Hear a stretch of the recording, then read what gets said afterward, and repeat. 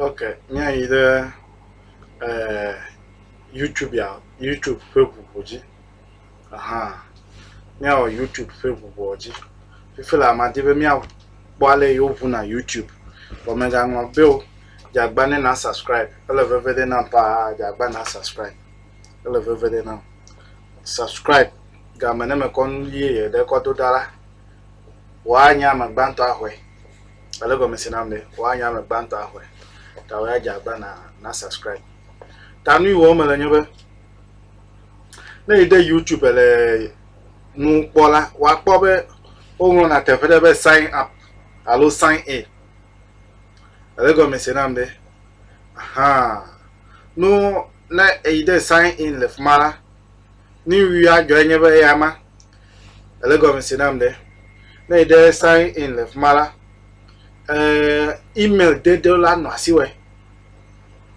Ajabe email de no asiwe. Ada Yahoo mail alo Gmail aya ajabe ne no asiwe. Ta hia email kokoko. Ta wavu email ba. Alego mesenama wavu email ba. Afe wava kususwawe. Aha. Plus susubena wat na twanse aide YouTube aji. Ta mia iji ta wazi sign in.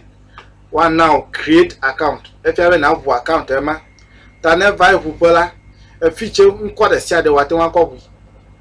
Abịarị mi wu nkwo ivaile account eji nkwo de sia de wate wan kobu me ka nkwo yebe yazan. Aha bona anyola nkwo ine jibe no nya ole YouTube ji wate wan konko makobu account e. Alego mesinamde. Aha wate wan konko makobu account e. Vo ho nyebe nkwo yi kokoko ne ide YouTube account e bu pekura chela kokoko aga bia onade. Ha, ta sign in, fifila mi sign in. Ple mi abe email yi le mi asiwo, mi abe Gmail yi le mi asiwo ya mi akọ sign in fifila. Ta mi ayiji. Ta nko ye dibe no nya ole YouTube ji. Ya wa sign in le fi. Ele go mesinamde because YouTube ya me sign ele yizon. Ha, kama ko password ko de meko jejo. Sometimes wa bia o number. Po atane le Ghana pe number wa bia we le Togo la wa bia Togo because wa ba now verification number wa ba number de ko do da we evelia ne le Togo fe no wa no fia le emi ale ma te ko mo vo ko me de ko na me le ma wa le Ghana fe no ya wa no fia o ba no Ghana wa no US fe no fia wa ele go me sinambe. Aha ta mi ayiji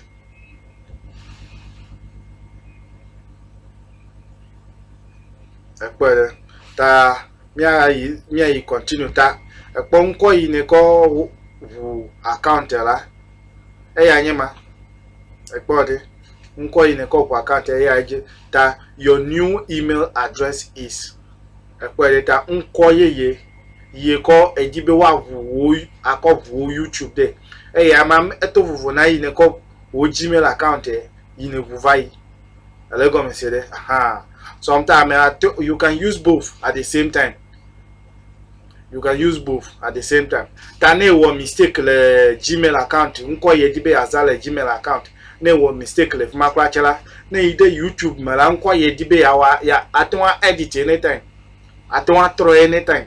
Atwa throw YouTube nko anytime. No restriction.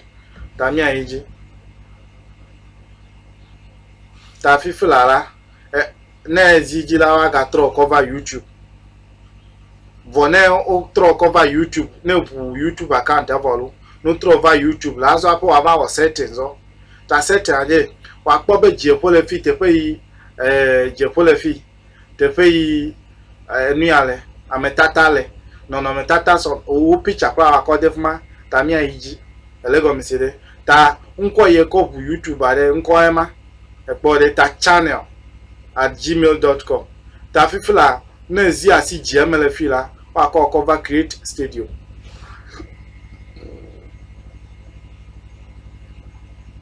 Ta channel bu poema ekpere ta mi abo nko le fuma ho magazine business e o.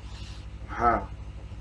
kema wango azo ape wango YouTube ape nko correct because name of channel, name your channel ta nko yedibe ya ngola ta efi ya wate wa tron kole aha kema ni yo pete obia sela de kona da si oji na lo de oji ko awe no me ko me na de ke ota wo channel voema na fu channel vola YouTube ape fu no so boleji aha no so boleji nyema bro YouTube ape fu de no so boleji ta na do le nyo wate wa wo na de olu nyo wawo vo pete ohia game ohia time ohia game vivede o pete ohia game tanu ma wo nyo be fufulara mi le mi abe YouTube channel aji mi de mi akọ video de ko da de YouTube ji na ma si amene kpo ta fufula fuma mi le ta mi ayiji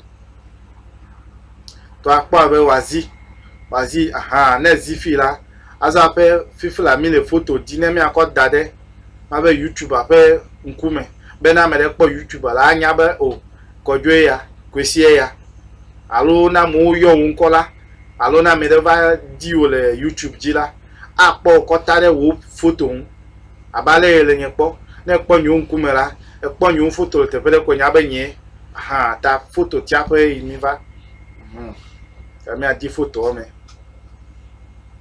kpo de na di photo e vola kama wa va di le wo folder me alo wo phone ji na wo phone ji kwa ti adi e kama wa upload e pore ta e ya no wo YouTube channel pe taji tagbe ha ana me sia me ya po ko awe e ya mega nyi ande ko ya no vivi sigbe kenyo wo profile picture e ya nye picture wa nya okotare YouTube ahun abale male gbogbo ta photo ema pere aha a load photo akola eno meko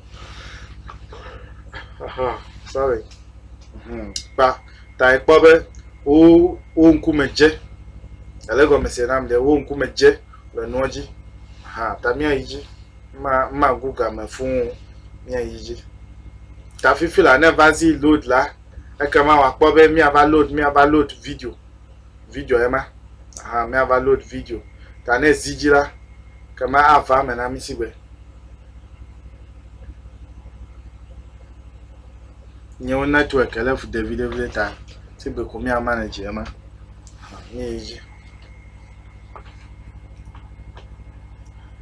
ta fifila la mi va bu mi aba account mi la account mi ye video dife ta mi le video load gbe le load video la sigbe wa vaji ema na load video atami yiji aha ta video la e anye male zozole jeme video da e ya male zozole jeme ni vai travel e ya male zozole jeme ko le yi epede vo ango title na video wa ko title ko defi e kama ngonu na de cho video e kama na mo yi video different no ka wa konya wa ko po video e ya wa ngo defi ni wa kokpo video de ya wa ngode fi aha do mai atajui kokonte agbali amo jiraele ya dibe wa pele YouTube iple du mele e fi ya wa ngo no fetere ta blik ple nko ndudu yo jiraele de epe nko epe YouTube ye ta epe nko e bli agbali ple news yo de ya wa ngo le fi